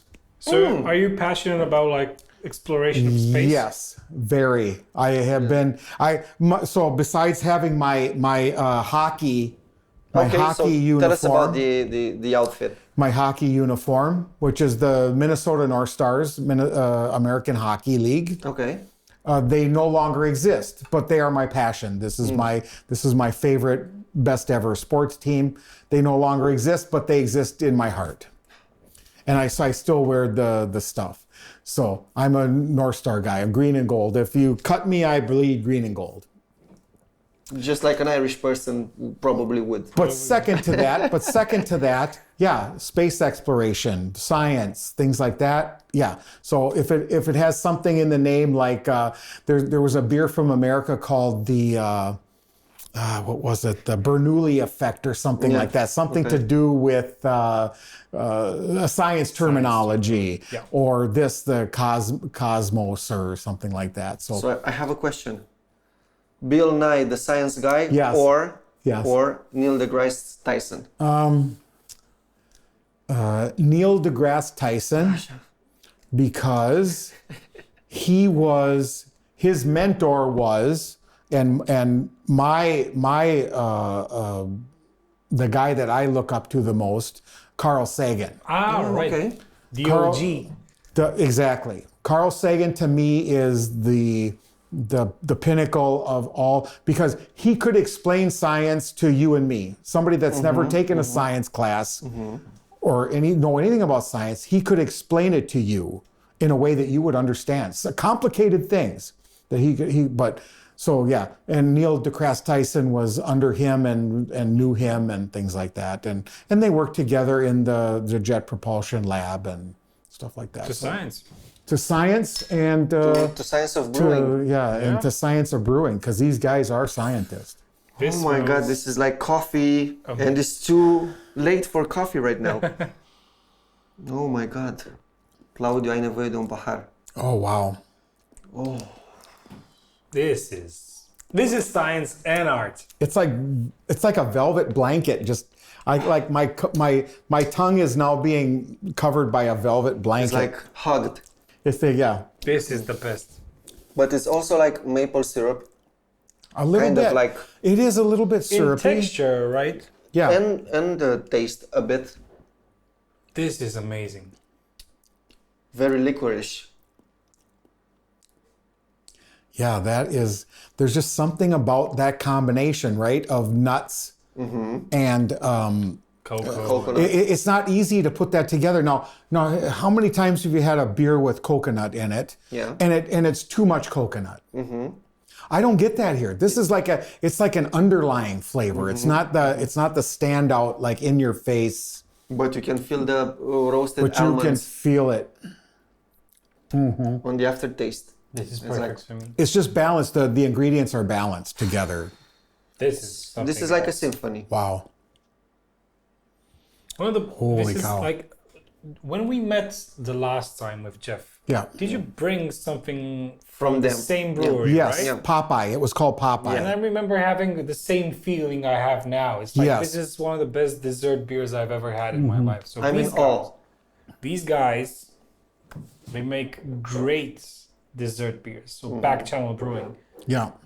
Do you find their beers only in the States? Yeah, so they just have the one brew pub Yeah. in this location. And if you go to their Instagram, so not only do they make, and I think I was telling you this one time before, was a great brewery has 4 elements. Number one, they have to make great beer, or nobody goes back. Nobody is a fan. But number two, they have a great location. They have a great social media presence. Okay. Yeah. And they have just great people. The owners and the employees are just passionate about it. They love Everyone it. They is have there. fun. It's just a fun place to go. Everything about it is fun. The location, it's on a lake. I mean, how can you not? There's boats. You can drive up on your boat That's so cool. and get out of your boat and have some beers and then get back in your boat and go They home. have a pier as well, or Yeah, there's a pier so cool. right outside the thing. And interestingly too, at this pier, they have a boat, well, loosely termed a boat. It's like a pontoon where you get on it and like maybe 10 people can get on at a time, and everybody pedals. It's a pedal boat. And it's called a pedal pub. Oh, okay. It's a pedal pub, and you drink while you're pedaling the beer around the lake, and then you go out for a couple hours and you come back. And That sounds like fun. it's called a pedal pub, and they have these in the city too, where you can go up and down the streets. These pedal pubs that go up and down the street. They have like a keg on there. There's a guy that pours. It's a bike. But it's a bike. It's like it looks like a big what do you call it? Like a streetcar. Yeah, but looks like isn't a- that DUI? No, because because it's fun. listen, I'm not a lawyer. I think this is one of the few goals I had with this show is like make someone say, "Listen, I'm not a lawyer." There it is. There it is, right? Check. I just know that people have a good time and nobody bothers them and everybody Okay. loves it. It's a great experience. But these guys, they have a great location. People love them. They do community service stuff every week. They're raising money for somebody or some charity or This is something like that. The type of actions that I would like to see here in Romania By a business or a brewery? by a brewery. Yeah. Yeah, because you rely on the community, so there always is space to give something back. Exactly. And this will only bring you more customers and more people to your Exactly. brewery. Look at the way it coats look at it. It's can still see it's coated the glass. Yeah. It's coated the glass. We have a saying with the Romanian wine like this. When this happened, it says, "Pătează paharul." Okay. It stains the It glass. stains the glass. Yeah. Yeah. Look at that. Smears. It's very oily. Now, as it's come down in temperature to room temperature, now I can really smell and feel the coconut. I think one some is of amazing. these imperial stouts are better at almost a room temperature. Yeah. Yeah. And not so good during But the let summer. me give you some more. Okay, just a little. Just You just say stop. Just a little. we still have this one as well. Stop. Wow. Thank you. Well, we have 2 glasses. It's not a problem. Yeah. Yeah. Government warning. So I just wanted to say the shout out to Josh and Melissa. Josh and Melissa are owning Backchannel, and Amazing job. and he's such a nice guy, and his wife are just amazing people, and I just love it there. When I was there for that 2 weeks, I was there 3 times, I think. Because it's just a great place to go. They have a full lineup of beers. They have all the styles, but they mostly have great IPA. You know, it's I think they had 6 or 7 IPAs on tap. And I couldn't, of course, yeah, I couldn't get through all of them in one day. So that's why I had to go back 3 times. Of course. So there was that. Drinking this, I had like a flashback memory. Too? In my God. childhood, my mother used to do this dessert, creme brulee, it's called in English. Yeah, creme brulee, And yeah. Where In you, French. It's a custard. Yeah, it's a custard. yeah, but the base is caramelized sugar. Correct. And if you leave it too much, it will be a bit burnt. Yes. And that's where it's taking me to. But Right. that like A bit. that layer of burnt That's- sugar. Right, correct. Yeah. I totally get I think that's right on. I never, I totally get it. Yeah. But this is like, how can you go back to lager after this one?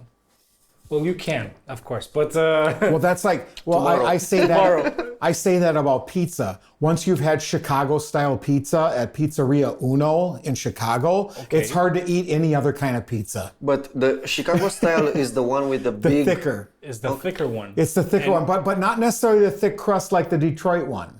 Okay. Now you have a place here now that has Detroit-style pizza. Yeah, in which one? But Urbanist. Urbanist. Ah, that's correct. That's the Detroit style pizza? yes, that's a Detroit-style I pizza. thought it was Chicago style. No, it's a Detroit style. What separates Chicago from Detroit style? The length, Detroit style. It's the same topping arrangement, All right. Okay. but a thicker. Detroit style is more like a focaccia. All right. Focaccia type crust, where in Chicago style pizza, it's not. It's still a doughy crust All and right. stuff. But Chicago style, it's inverse or reverse. You put the cheese and then the meat and then the sauce. Okay. So the sauce is the last. The sauce is on top, And- the cheese and meat is underneath, and it's they- thick layers of each. So it's like it's this thick. Okay. But it's mostly toppings. It's not so much the crust. The crust. Yeah. Okay. Now the crust is part of it, and it takes, like if you go to a Chicago style restaurant, they will tell you it takes 30 to 40 minutes to cook your pizza. It takes like 40 minutes in the oven. Because there's a Because lot of it's thicker. bread. Yeah. Right, and they have to cook it at a lower temperature, or otherwise it would burn. Yeah. The crust would burn before the rest of it would melt. But in Chicago, if you ever saw the movie Ferris Bueller's Day Off, No. It's a classic. it's a classic. Even if you've never seen it, one of the things that Chicago is known for is their sausage. Sausage. They're the sausage king of America. And due to, in large part, I noticed when I spent a lot of time in Chicago, there's a huge Eastern European population in Chicago, Wow. Okay. Eastern. including a Romanian. Ukrainians, Romanians. There are Romanian restaurants in Chicago, All right. definitely. Maybe that's why they have sausage. Yeah, but the sausage there is amazing, and they have a version of meat called chirapchichi or something like that. It's kind of like the Serbian or the Cevapce. Cevapce. Cevapce. Yeah, that's the Serbian one. Yeah. The Serbian one. Yeah. They have that there. You can get that there. The thing about it is the pizza is that, so they have the best sausage, they have the best the pork on it, and then also too they use buffalo mozzarella. Oh, wow. Buffalo mozzarella, which is a different type of a. It's not the stringy mozzarella like you would get on a regular pizza. Italian style. Now, I have nothing against. I love New York style. I mean, and there's always this debate: what's better? Yeah, New York. It's like, Why does it have to be better? It doesn't. It's the same. Whichever you feel is good that day. Right. be fine. So here's okay. Great. So one of the things that I noticed about. What is this idea of having food contest on TV? They have food contest. Yeah. Like, what is that? I don't understand that. They don't have beer contest, do they? But they should. I mean, they have. I know that there's a world beer competition twice a year or something like that, like a championship where they have professional tasters and things like that. But breweries don't submit their beer under the idea that they're in competition with other breweries. they're trying to find out where they stack up against other breweries. They're not like, oh, I got to beat them or something like that, or I'm better than them. Yeah. It's not about that. So it'll be like a subjective experience anyway, right? Exactly. When it comes to taste. Right. But there's no show on TV that has two brewers brewing beer and then there's a winner at the end of the show. But we can make that. Yeah. You'd be the first, right? I don't know anybody else. We have to be the first. It's mostly something that probably brings in people. Like they like to see competition. They like to see engagement, you know? I know there is that. There is that. But beer isn't. But beer isn't a competition, and that's the thing about craft beer community. I think in America, and I see here, is that it's a community. It's not a competition. Mm-hmm. Everybody supports each other. Everybody helps each other. That's what I can't express that enough when I talk to people. I'm first introducing to them craft beer. Mm-hmm. First of all, I say, it's not beer like you remember it, like your grandfather or father. Mm-hmm. And number two, the industry is different. It's a different business model when you have support and friendship and things like that. It's not a competition. And you're fighting against like the big industrial. Exactly. Everybody's doing their own thing. It's a passion project. Yep. But this is kind of like what I came to realize watching multiple craft beer movements around the world. It seems like it's a community all over the place. Exactly. So I remember 2 months ago, the founders of Zaganu were invited to a live interview, and they were talking about having a great experience with the head brewer from the United States, who wrote to them, "Hi, I'm coming to Romania for a couple of weeks. I saw that you are brewing some beers. Can I come to visit the factory and stuff like that?" And of course. They were like, "Of course, come." And he was one of the brewing maestros in the United States. Yeah, I can't remember the brewery, but it was like one of the original craft breweries with over the US. 40 years experience. Yeah. Okay. I'm not sure if it was Steam. Maybe. I don't remember. Doesn't matter. And they explained that after he had the visit in Romania, they were both invited in the US, and they went to pubs into breweries that were closed for the public but were open for the brewers, and they had the greatest experience. And every time they had like a struggle or a hurdle to pass, he was like, "It shall pass.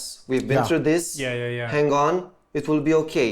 Look how we did it. Yes. You can also do that." And he said one of the coolest things I've ever heard. He was like, "Don't forget, you're in the best industry that ever existed." I was like, fuck. And you should feel pity for those who don't drink beer. Yeah.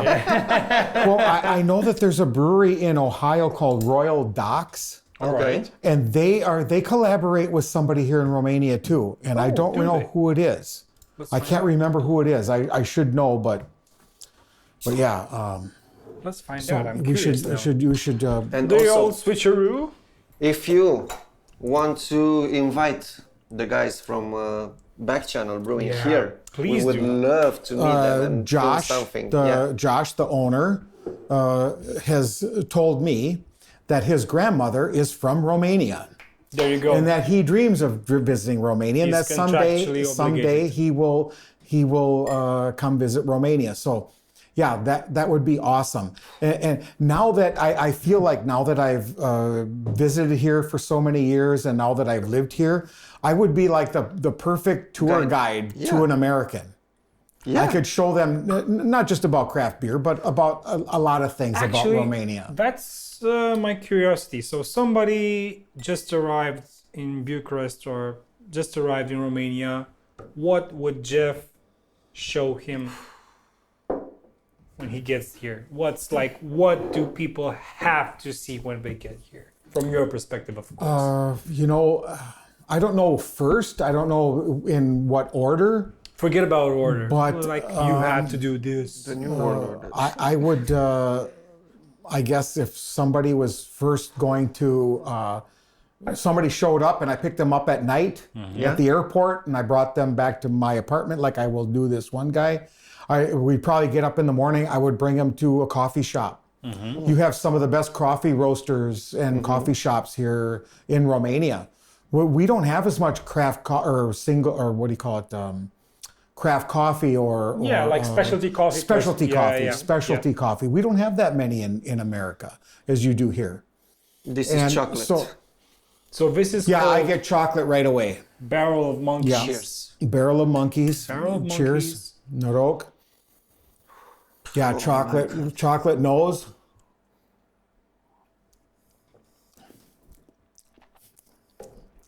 Oh. This is so sweet. You know what this takes me to? Nesquik. Okay. But like after it stayed a bit in the milk, right? No, but like you take a spoon and you eat it like that. Nesquik. So, right. But when you have this one, which is a little bit more less sweet than this one. Yeah. This one is a little less sweet. This is a little sweeter. This is lighter. Also the texture. I think so. It's not that oily. I think you're right. Oh wow. Okay, so for those of you watching, so this is with peanut butter. Yes, peanut butter. It's like Reese's peanut butter cup. Yeah. Exactly. Banana, which you feel it. Banana. I can feel it. Yep. It's there. Banana, peanut butter, Vanilla and vanilla. and cacao. And chocolate. Cacao. Yeah. Cacao. This would be like if Elvis Presley were still alive, he would like this beer. He would snort it. Right. Of course, the only thing it would be missing would be the bacon. Of course. Yeah. But peanut butter, banana, and vanilla and chocolate, that's Jeff, thank you for bringing this. This is amazing. Oh man, This is A whole experience. I'm honored to be here, and this is so we are much honored fun to have you. because I'm trying it for the first time too, and this is a work of art. I can't compare it to anything. I just did to this, and this is better. But there's something to the fact that when we're talking about craft beer again, and the craft beer brewery community, but also the craft beer drinking community. It brings people together. It brings people together. This is what you have friends come together. They drink some really good beer like this, and it's not about getting like shit-faced, or as we say in America. It's about experiencing something new. Yeah, exactly. You can, when you drink this kind of beer like normal, you can still have a conversation, you can still have some food, you can still have, which by the way, speaking of the club experience, can I like switch gears, because I just thought of something. Please. So one of the things that you guys here in Romania, compared to Americans anyway, you guys are like really like professional drinkers or something like that. When it comes to like at the club level. all right. The fact that, clubs in America, cats and dogs love me. I don't know what it is. Yeah. So this is like his name is Shiret. He's the Berero's mascot. Yeah. Shoelace. Shoelace is the is the translation. But So club drinking. the club drinking, bars and clubs in America close at like 1 a.m. Everybody is wasted and goes home at 1. Here, people go all night till the sun comes up. Yeah, so 5 and there's a strategy to that. Yeah. There's a strategy. you drink like for every 2 beers, drink a glass of water. That's the smart approach. Or to have a snack. Maybe you have a plateau of cheese or salami or something some like crackers, that, or some peanuts. So some peanut. You have some snacks, or you dance. Yeah. You dance. Yeah. You expel energy. And stuff like that. You sweat it out. Exactly. You guys could, like as we say in America, you could drink anybody under the table. nobody in America would last. Yeah, we do our best, I guess. I don't know. I've seen nations do it better, but we can hold our own. Yeah. But speaking of But when you go to those kinds of clubs, you're not there for the beer drinking experience. Yeah, you know no, what Yeah, I no, mean? you're Yeah, just yeah. for the dancing As a and matter of fact, getting I drunk. I remember the first time I went to Bamboo Club. Okay. It was kind of like a sensory overload in a way. It's good that you remember it. For a guy from Minnesota. It's sensory overload, right? The lights and the music and the dancing and the people and the party, with the fireworks and the drinks and stuff like that. You know, people are usually celebrating a party, and you have, you know, sparklers and fireworks and things like that. Speaking of fireworks, I was thinking about that today because I knew we were going to be talking about the 4th of July. Oh yeah. We didn't talk that much about the 4th of July. The 4th of July. The 4th of July is our main holiday for fireworks, for pyrotechnics. Yeah. Okay. That's our main day. Here, it's the January for New Year's Eve. Yeah. No, the New Year's Eve Yeah, or New Year's Eve. somebody famous birthday. Yeah. Yeah. Because Or I've weddings for some reason. Yeah, also weddings. Okay, weddings. I've seen that too. But in America, fireworks or displays, pyrotechnic displays, are more organized. Okay. They plan it out. It's a show. It's a show. Okay. It's a show. And on a 4th of July, every town has its show. Okay. Around 10 o'clock at night, after the sun goes down, everybody gathers in a certain area, and they send off the fireworks for about 20 to 30 minutes. And after that, everybody goes home and gets drunk, or Or goes to the bar or goes home or something like that. But during the day, everybody is probably already drinking and eating grilled food and drinking beer and on the lake. And because Minnesota is the land of 10,000 lakes, a lot of the celebration takes place on boats. okay. A lot of people go boating on the lake. They have lake homes because there's so many lakes. Almost everybody in Minnesota owns a lake home or has a relative or friend that has a lake home. All right.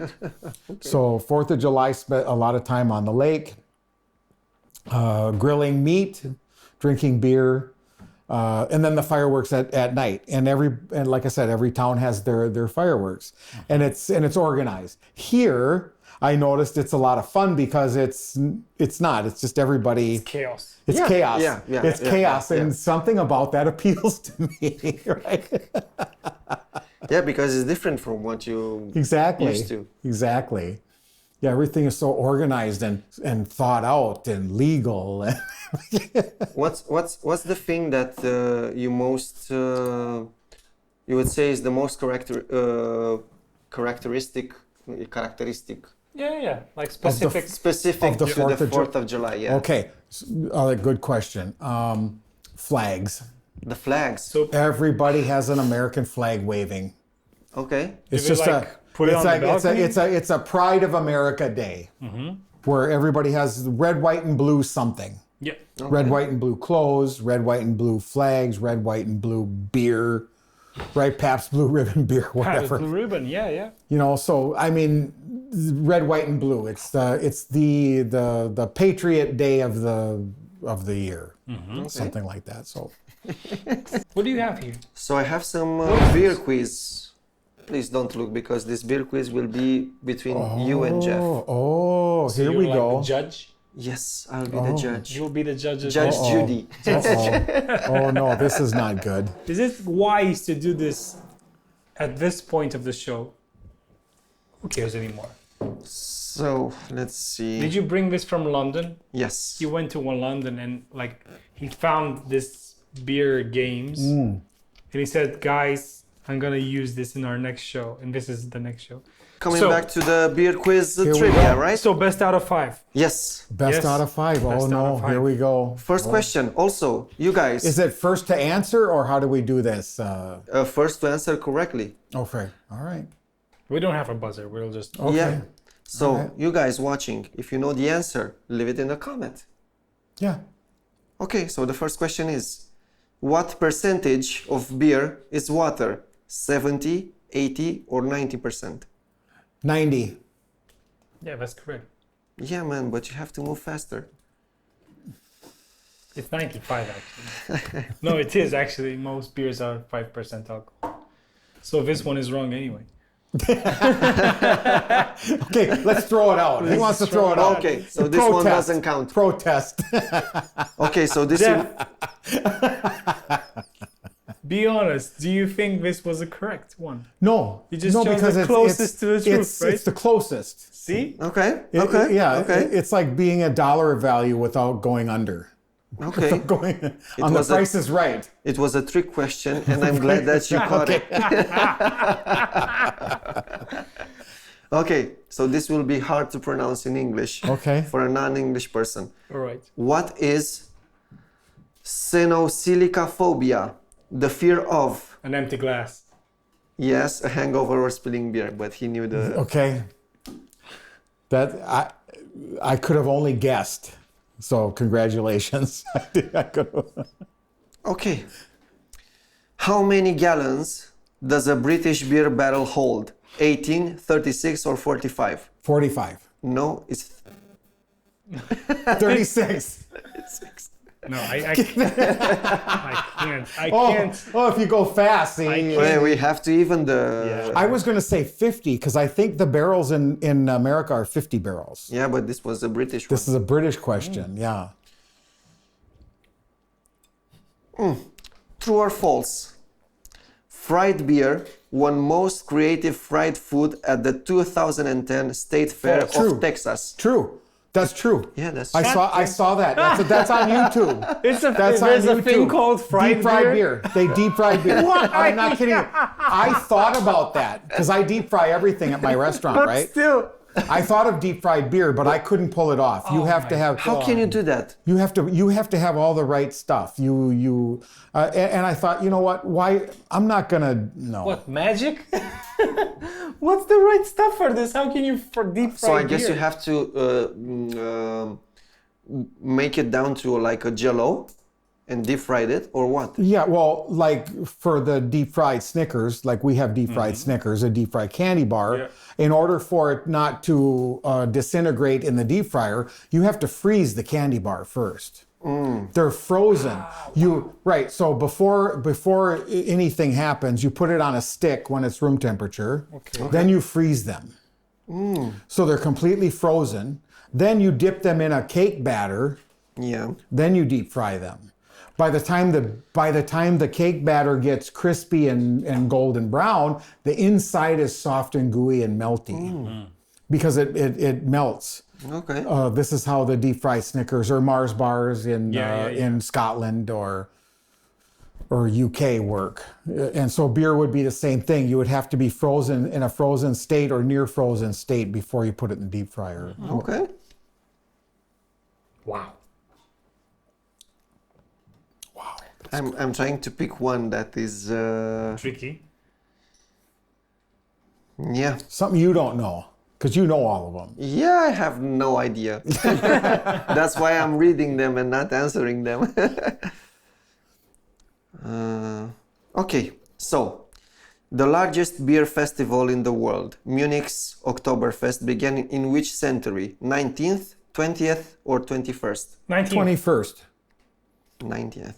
Really? That long ago? It's super old. Yeah. Well, because I just thought something like that could have only invented recently or something because It's almost 100. it's more than 100. More than 100 years old. It's almost. It's like I'm almost. No, drunk. I know. It would have been easy. I just thought that it was easier to say like it was hundreds of years old. That's why I said it was newer. All right. But okay. It's quite old. It's quite old. Yeah. I know German beer is old. It's some of the oldest beer. Yeah. Technically, I think there's Sumerian. like I think there's like a Netflix German series called Oktoberfest, Okay. and it's about like the beginning of that festival. Oh, nice. So, are you ready for another one? So this is like the last one. No, It's man. best out of 5. No, it's best. It's first to 5. Come on, like. First to 5. No, it's best out of 5 means the first to 3. Yeah. Okay. So this one wins. Yeah, if you know the answer. No, Asta, this is too easy. Another one is just too easy.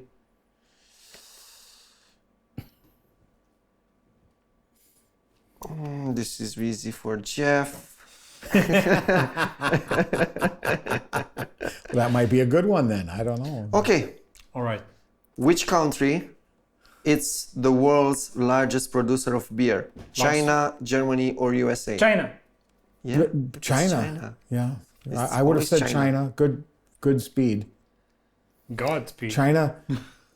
Speed is one Yeah. of his qualities. So that's the thing is that a lot of the world record, or not world records, but a lot of the most of something, the record is held by China. If it's quantity, yeah. Yeah, like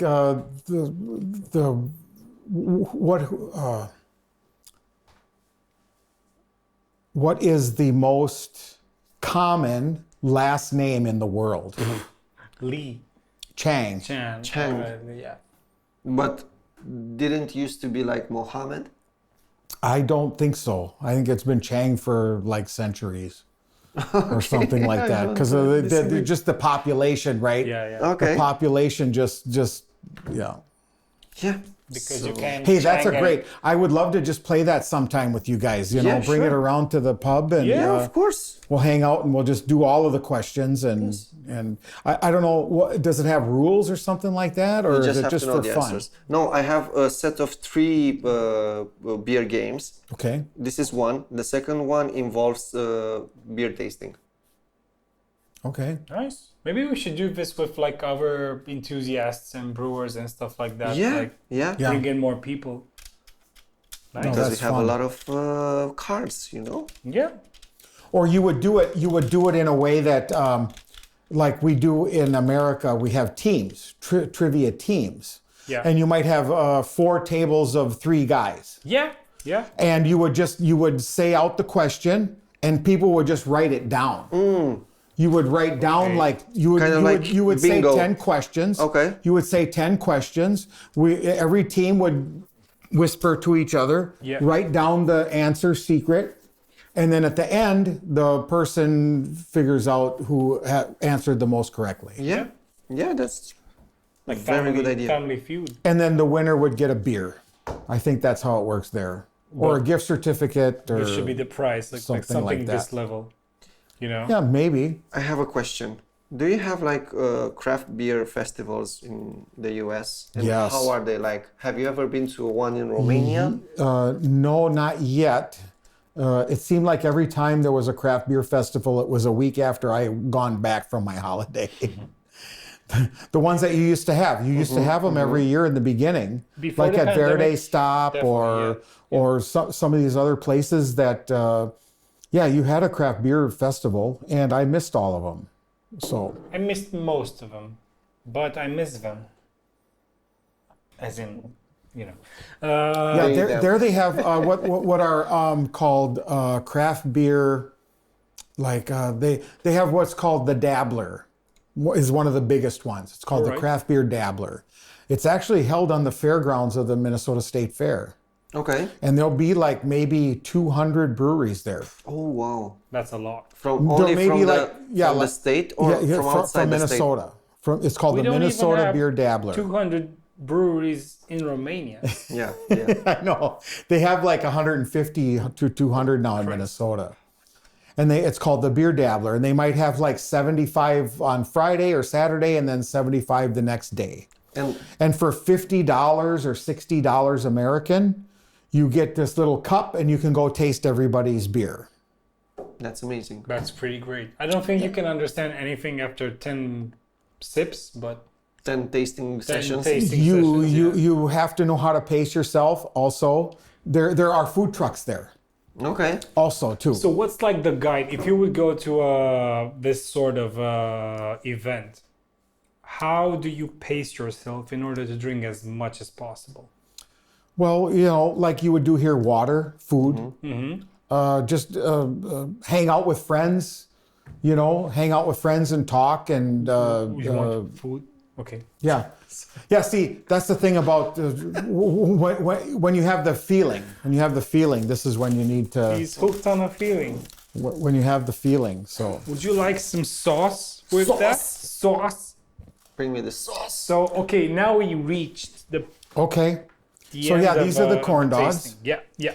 And I didn't bring the traditional ketchup and mustard. I just brought our house sauces. So when you go to Corndog Caravan, do you also have ketchup and mustard? Yes, of course. But you also have what exactly? What is this? And one is dill, sour cream, mayonnaise, and garlic. Yeah. That's that one. And then we have, it is sriracha, ketchup, Nice. mayonnaise, garlic, and the secret ingredient, honey. Nobody knows there's a little bit of honey in there to balance the sriracha. It's kind of a culinary thing. You know what I mean? You put some heat in there, but you also put some Sweetness, right? You know why they're called house sauces? Why? Because if you listen closely, you can hear the... Yeah, house. Romanian house.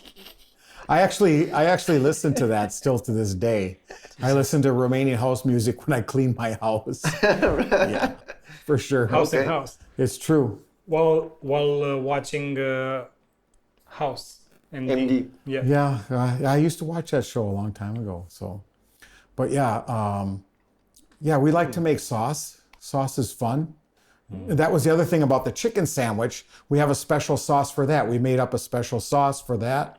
It's a roasted red pepper. So how you would say, arde roshi cooked. Exact.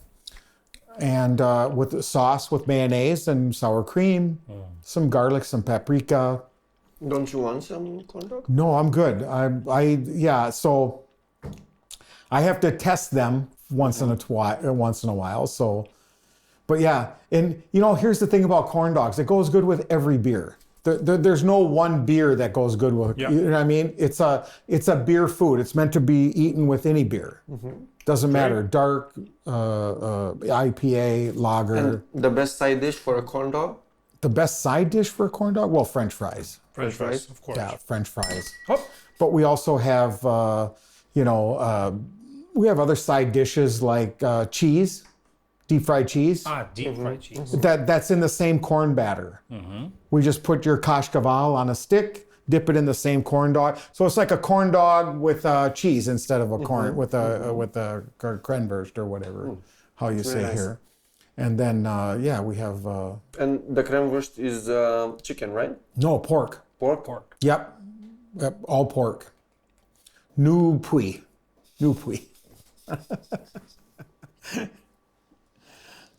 Wow. Just pork. So coming back, because we were starting to say like somebody just arrived in Bucharest. You would take him to a coffee place, right? Yeah, coffee place. That would be like the first place I would take him. Get a coffee and a croissant or a pastry. Because you guys have great pastries here. Kovrig. Or pastry or langosh. Ooh, langosh is a good Langosh. one. That's a good one. Yes. Merdena. Yes. Have you tried merdena? Yeah. It's some it's like langosh, but Yeah. And I would get him one with like zmerwa. Raspberries. raspberry. And brunza. One with cheese, langosh with cheese. That's my favorite. I like the one with cheese, but every once in a while I love raspberries, so I like raspberries. So I like the raspberry one. But yeah, I'd get him like a langosh, a coffee. What happens after? After maybe walk in one of the parks. The parks here are amazing. All the parks here are beautiful. It's like kind of an oasis in the middle of this big city that's kind of like, you have the same population as Minneapolis and St. Paul in Minnesota, but you're in a smaller area, right? Like this would be Bucharest, this circle, and this would be Minneapolis and St. Paul, the table. Oh, wow. The same population. So things are more spread out. This is why we don't have problems with parking, right? Every business has their own building. Okay. There's no like building with lots of businesses in it. Every business has its own building and a parking lot. So this is why it's so spread out. Houses are more spread out. We have a lot of apartment buildings, but not like here where there is apartment buildings for the most of it is apartment buildings, right? So It's just spread out more in there. But the parks here give you this feeling that you're in somewhere out, not in the city, kind of. Okay. Have you ever been to Bucharest? Bucharest? Yeah. I don't remember. I've heard of it. It's like a natural park created by itself. Okay. It's on the banks of the Dâmbovița. Dâmbovița, yeah. Okay. As you go towards the highway, Okay. it's on the right side. When Ceausescu lived, it was in a plan to be like a big lake, but it never finished the project. Okay. And right now it's a delta, Okay. and it's surrounded by buildings, and it's like wildlife, and it's amazing. Is that like past Berchen? Or is it? Yeah, kind of. Vitan. Oh, Vitan. Yeah. Okay, then I know what you're talking about. Okay. Yes. The one with the lake. Right, and there's a swamp too. Yeah, There's a yeah, swamp yeah, too. yeah, yeah, Now, yeah, yeah, yeah. Pretty I've much a driven wild past there. swamp. I've driven past there But many have you ever times. been to? No. We recommend it. Okay. It's amazing. Okay, wildlife and everything like that. The birds. Yeah, and, yeah. Yeah, you got a lot of birds coming. Birds, coming in. beavers. Yeah. Okay. All right. That's it. I have to walk No, a lot around there. I've been to every park, but this one I guess I haven't Yeah, been it's a to. natural park, so Right. you should experience it. Okay. At least at sunset, because it's amazing there. Okay. But yeah, like Tinere Tului, Hairstraws, my favorite. The first year I lived here, I lived near Prese. That's a Ah, place. okay. Prese. Yeah. So I near the hairstraw. Right. But even before I lived here, I was spending a lot of time in Hairstraw. I walked around there a lot. It's our biggest park, right? In I Bucharest. think it is. Yeah. But now I try to remember to call it King Michael Park. Yeah, but nah. It will take some time, some will take- generations. Right. We've changed some names of our parks too in Minnesota to the Native American language names because the name of the lake was named after somebody who was not a good person. Yeah.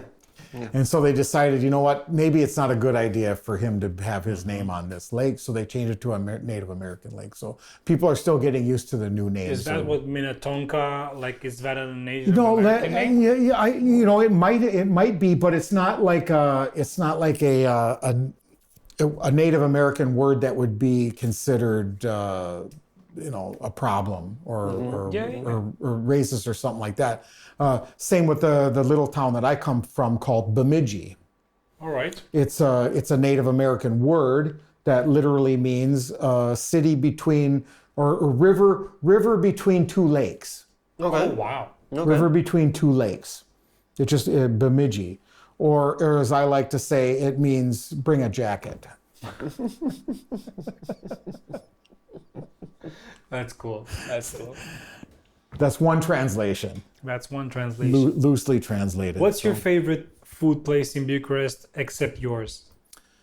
Oh, geez. If somebody has to eat in Bucharest, where should they go?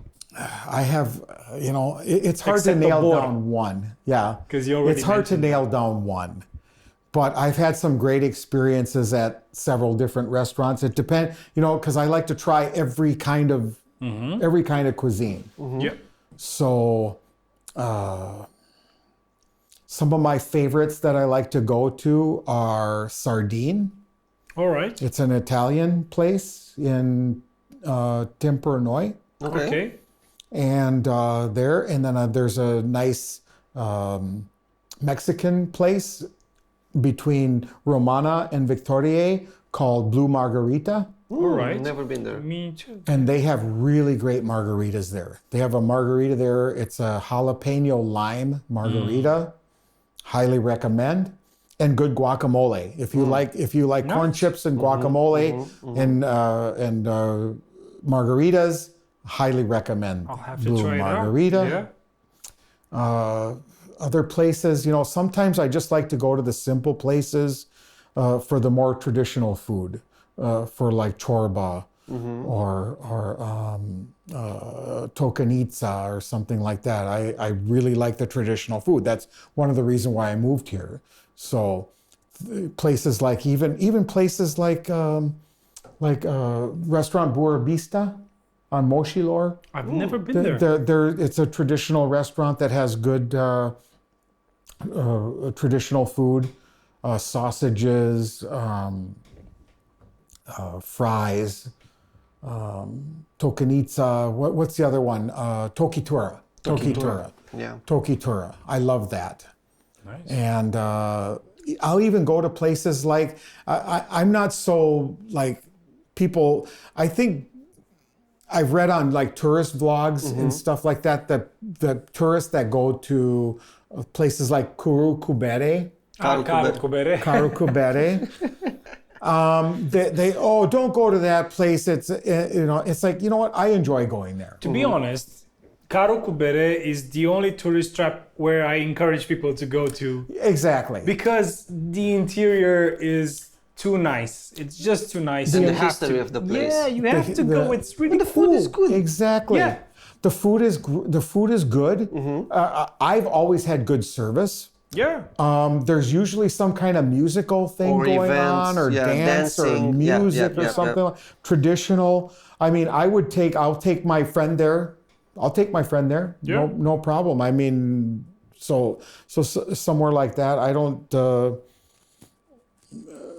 Sometimes I think maybe local people don't see the charm. Yeah. When you live here, you don't see the charm of it as you would myself being from Maybe I encourage people to go there because myself, when I arrived in Bucharest, it was like one of the places that caught my... When I was a student, there was the place to be. Yeah, it's like, oh my God, this place, this is the greatest bar I've ever been to. And it's because one of my favorites is the Bulls? the chorba.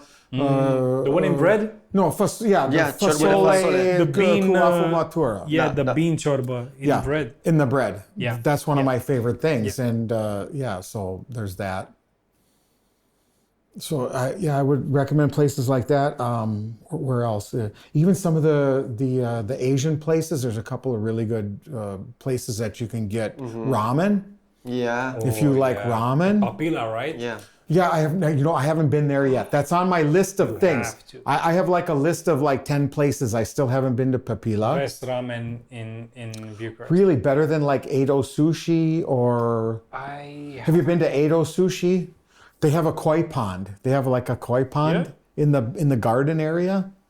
I would check out Edo Sushi. Okay. They're just a little bit, if you go down the street from Calais Victorier, down from like coffee store or something like that. The Stribe Voda. Okay. Stirbe Voda. You go down that street past Calais Victorier, it's Edo Sushi. They have a koi pond, and the other in Dorobants, Zen Sushi. Zen Sushi. Yeah. Zen Sushi and Dorobants, they have they have good ramen there. If you like that kind of thing, because I'm not a big sushi person. I like sushi, but I go more for the ramen. So I would recommend those places for that. It's hard to find really, really good Chinese food here. I mean, you have places that have Chinese, but it's not here. Here's I think is the problem for me, is we have American Chinese food. As we do European Chinese and you food. have European Chinese food. You can't replicate whatever they do. Exactly. So it's fascinating so I keep trying new ones all the time. This is the fun for me, is to go to a new place. Like today is a Monday. Yeah. On my day that we're closed, I try to seek out somewhere new and different. Okay. And if I can't find somewhere or I don't feel like it, I'll go to somewhere that familiar, known, or something like that. I'll even go to somewhere like La Mama if I just want some chorba or something traditional, because it's right 4 minutes walk from my apartment. It does the trick. It does the trick. So convenient. And I love the traditional food. So when it comes to food, we had the picture painted out, and you going back to the drinks. You said that Vișinată had an impact on you. But Vișinată. If you would make a top 3 of Romanian drinks. Oh, top three? Yeah. Oh, Visionata is the is first. First, and then down here, what's there's a blackberry one? Murinata. Affinata. Affinata. Yeah. Affinata. I like that one. And after that, so like Suica and Polinka are the most famous ones, but I'm not such a huge fan of that. So when The wine? No? So I was last spring, I was in Coltnar, Okay. and I got a couple of bottles of wine from there. I really like the wine from there. Maybe because it's close to Iași, and that's when I first came here, it was... It's like an emotional connection. Yeah, with that maybe place. that was it. But I'm not really a wine drinker, but I like the wine from there. White or red, doesn't matter. But yeah, craft beer, I guess, Romanian craft beer. Nice. Hop Hooligans, Ground Zero, and now with all the like Maktub, you know what I mean? I love what Amin is doing. I like Lucian Ultima. Oh yeah. I like all of these guys are terrific. Not only they're making great beer, but they're great guys. And Totally agree. so, yeah. So, how did you like the experience? Here. This was fun. Can we do this tomorrow night? I'll close my restaurant. I'll just come back tomorrow night. We should do it at the restaurant. Do a Between the follow-up. fryers. It's like and it was like make food, and it was like let's pick the best beer for this one and this one and this one. Well, I kind of thought about that before I even opened the restaurant. One of the things that they do in America, a lot of the craft beer pubs do beer food events with local restaurants, and they'll have beer pairings. Yeah. And it's become almost bigger now in America to do beer food pairings than wine food pairings and stuff. And I know Bemidji Brewing, the brewery where I'm from, they do that once or twice a year with the local restaurant. They do that. They'll have an event. I think it's a private event where you would pay to get in, and then you would have like a 5 or 6 course meal and have a different beer pairing with the food. Usually the Italian place, but they've done other places too, I think. So, and that would be a lot of fun, right? To beer, of course. And I've run that past the guys with Hop Hooligans, but we never really sit down and do it. I think maybe it would confuse people or things like that. Sometimes I will engage the customers that come to the window and say, what are you drinking tonight? And I'll say, this goes really good with this or something like that. But usually they know what they're going to have, or they select their beer before they come to the food window. I noticed a lot of people here in Romania, for instance, will go and drink a few beers first and then eat. Yeah, of course. Whereas a little bit opposite in America. We'll eat first and then drink beer. So you can drink more. Or whatever. But it would be nice though to, maybe coming soon, maybe one of our menus in the fall menu or winter menu, we'll actually maybe put on the menu. This would pair well with this style of beer, not a specific beer. No, because the tap is changing constantly. Like crowd control. But this one would go good with a lager. Yeah. This one would go good with an IPA. This one would go good with, like our deep fried Snickers would go good with a vanilla stout or a port. You know what I mean? This would go great with a dessert. This would go great with like chocolate cake or a bowl of ice cream or something like that. I mean, you just pour this right on ice cream, right? You just Why not? Why not? Just pour this right on the ice cream. Yeah. I mean, if you can do that with coffee, they do that. What's that called? Affogato? Affogato, yeah. Why can't you do that with beer? Yeah, sure. Yeah. But maybe Hop Hooligans could have ice cream. I want to taste that deep fried beer though. Yeah, I'm super curious how that works. Guess we'll have to find out one I'll day. do some research. I'll do some research. I'll do some testing. I mean, why not? Why not? It Sure. It just sounds. It's ridiculous. It's so out of the box. I have a feeling though what would happen is I would spend hours and hours and weeks of time doing this, and it might only appeal to 1 or 2 people a week. Yeah, this could totally happen. You know, but It needs the knows? right hype. You never know. You never know. It's like I always go back to the thing, the guy that invented Coca-Cola. He didn't know. He just was right. He went through like 40 versions before he finally came with the formula. He was a pharmacist. Yeah. And he was just trying to figure out this would be good in his soda shop. Yeah, but unfortunately, the best ingredient out of there Is gone now.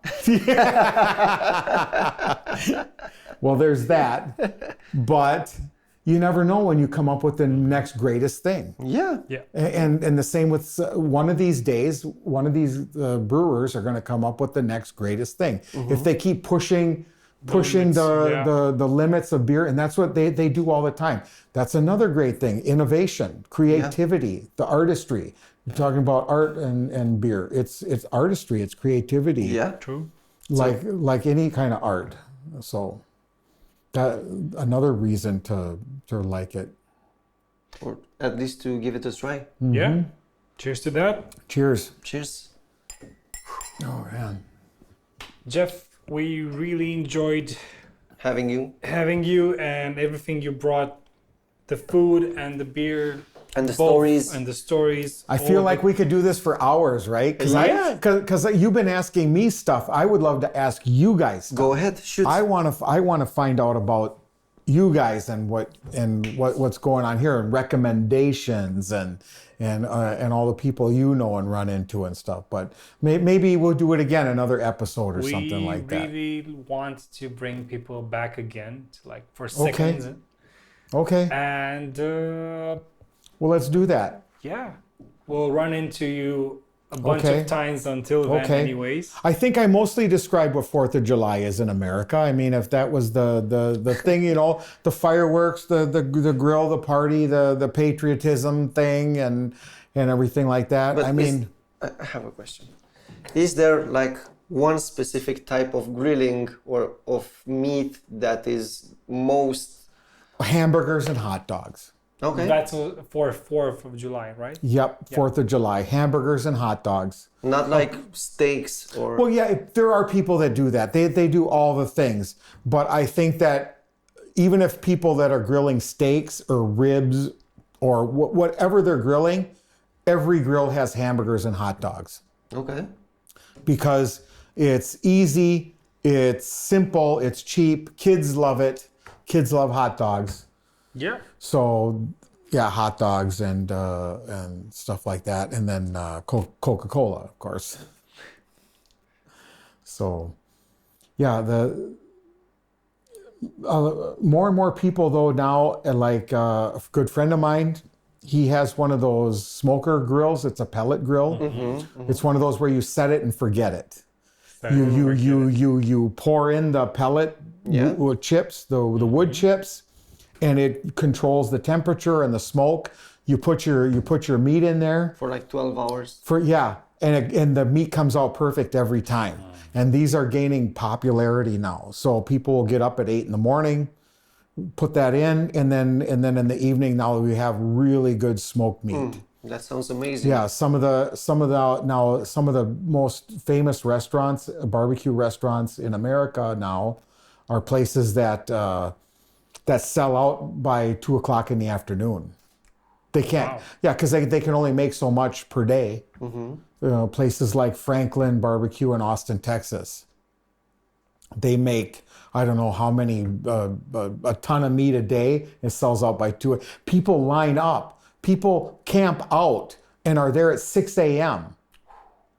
so they can get a chance at some brisket. I think I heard about this particular place. Franklin Barbecue. If you Google Franklin Barbecue in Austin, Texas, you can learn a lot about what Aaron does and his smoked meat and how popular it is and how it's not easy to get in there you have to wait in line. It's one of these places where, Americans hate waiting in line. Americans don't wait in line. We have a huge problem with waiting in line. But here I notice it's no problem. People here wait in line. Yeah, we had like 50 years. Yeah. People wait in line. That, no, if somebody has to wait in line in America, somebody gets fired. Oh, wow. Oh, wow. Right? But for certain things, like Aaron Franklin's barbecue, people will camp out overnight to get his... You know the saying, you have to risk it to win the brisket. And that guy does. And that guy does. So, anyway. Guys, all right. This was fun. This was amazing. We had a bit of a taste of the American culture. Yeah. We had some American dishes. We had some great American beers. And hopefully you had a great American experience yourselves. Yeah. Yeah. Thank you so much. I did. I love it. Like I said, I love it here. So thanks, Albert. Thanks, Liviu. Thank you. Fantastic. Claudio. How come he doesn't get to be? He should be in this too. Somebody has to watch the cameras. No. Somebody has to make sure we look good. All right. Well, cheers, guys. Cheers. Or as we say in Minnesota, skål. Skål. Skål. Skål. The Vikings say skål. And happy 4th of July. Cheers. If you're American. Thank you. Yeah. And yeah. God save the Queen. Well, No, God bless America. Yeah, God bless America, and till next time, never. No day without a good beer. You should finish now in Romanian. How you wrap up your show in Romanian language. That would be so much easier. Yeah, do that. Wrap up your show in Romanian. So, mulțumim foarte mult că ați stat până acum cu noi. Sperăm că v-a plăcut toată incursiunea noastră în cultura americană, că v-ați bucurat și puteți să mergeți la Jeff să mâncați lucrurile pe care le-am mâncat și noi. Puteți să comandați de pe Berero cele 4 beri românești pe care le-am băut, ale americanești, vă descurcați. O să mai dureze până ajung încoace, dar pe Berero au câteva beri din state, din ce știu eu. Și da, cum ai spus și tu, dacă vreți să mâncați ceva autentic american, mergeți la Jeff, Hop Hooligans Tap Room, îi găsiți pe Jean-Louis Calderon, nu mai știu numărul, dar... Sau de fapt căutați Corndog Caravan. Exact, pe Instagram și o să dați de ei. Da, și nu uitați, până data viitoare... Nici o zi fără o bere bună. Mulțumesc, guys. Mulțumesc, Berero, guys. Thank you, Jeff. Thank you.